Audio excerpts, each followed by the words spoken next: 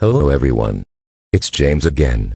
And in today's video, I want to talk about toxic manipulators feeding off of manipulating you and others as a source of energy. Sadly, what keeps most if not all toxic people functioning throughout their day is successfully using their manipulation and con game skills on others. No matter if the con is big or small, they feed off of the damage it causes and the drama that follows. Oftentimes toxic people will turn others against each other with their clever stories and their ability to lie easily and effectively. They usually get in good with certain people by doing a series of good deeds. They will then paint themselves as a victim of some sort. This is usually to garner sympathy and to find out if you will believe their stories. And if you are the type to bend over backwards to help out a person you don't know is telling you the truth or not. Simply put, you are taking their story at face value without asking more questions or doing some double checking. And this is the best victim for the toxic person. Once they know what kind of person you are and how good of a victim you will be, they know they can turn you against your own family members or your family members against you. They can turn your boss against you if it's a work situation. They can turn your friends against you too, or you against your friends. And when everything hits the fan, they step back and watch the show. Then at some points they might interject, acting like they are the one that can fix the problem, when in reality no one realizes they are the one that caused the problem to begin with. These problems can drag on for months or years. All the while they feed off of these problems as if these problems were real food. The major problem is these types can only go so long without feeding. So they must go back to the drawing board and figure out a new scheme, a new way to manipulate their friends or loved ones. Sadly, what happens is the victim will get entangled even further by trying to talk sense into the manipulator, trying to offer their services and working with this person in order to help them with their emotional or social problems. Not realizing the more they try to help this person, the more they are demonizing the helper behind their back to anyone that will listen or care. And by doing this, they are always finding an endless supply of backups to manipulate, in case the previous victim exits the situation altogether. The fact you need to know is you can't change these people, no matter how hard you try. Don't get a silly notion in your head that if you just talk to them, they will stop manipulating people and hurting you. Trust me. When you offer your help to a manipulator, that's like letting a vampire walk in your front door. But James, I love her. She's so nice. Except when she lies and stuff. Now did you just hear what you said? She's nice except when she lies and stuff. I have news for you.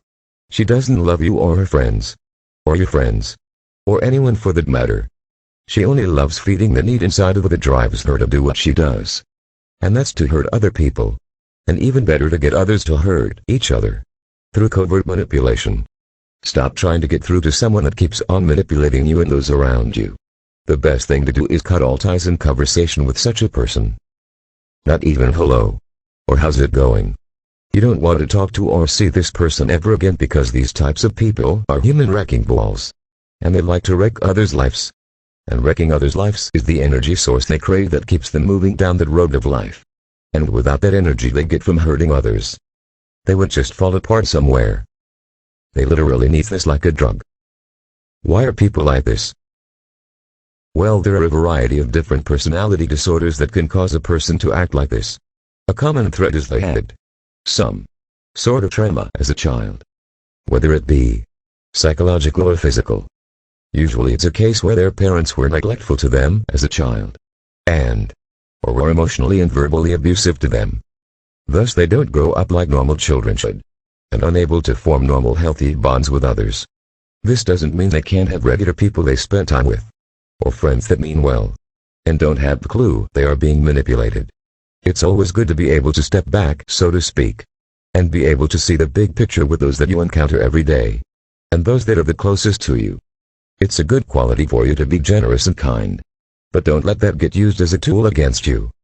Take your time when you are getting to know someone, and as stated before, let someone earn your trust and friendship, as you should earn theirs in the same way.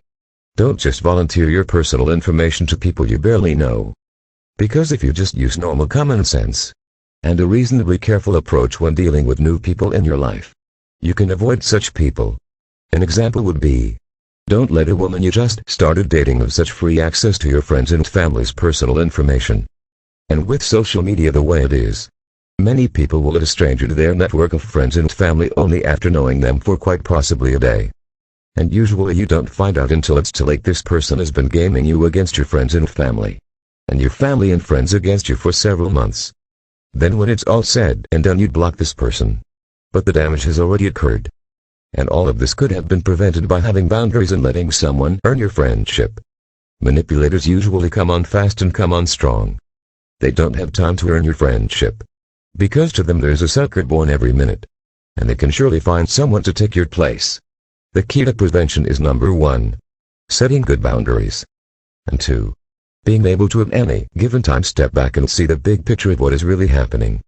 This takes time and practice. In the beginning of learning such skills, it's not easy to step back and observe what is really happening. But I will tell you now. Practice this skill as much as you can. It will help you navigate life easier and make better choices regarding who you spend your time with. Like I always say, knowledge is power. The more we know, the more we can live happy and healthy lives. Until next time, bye for now, and be good to yourselves.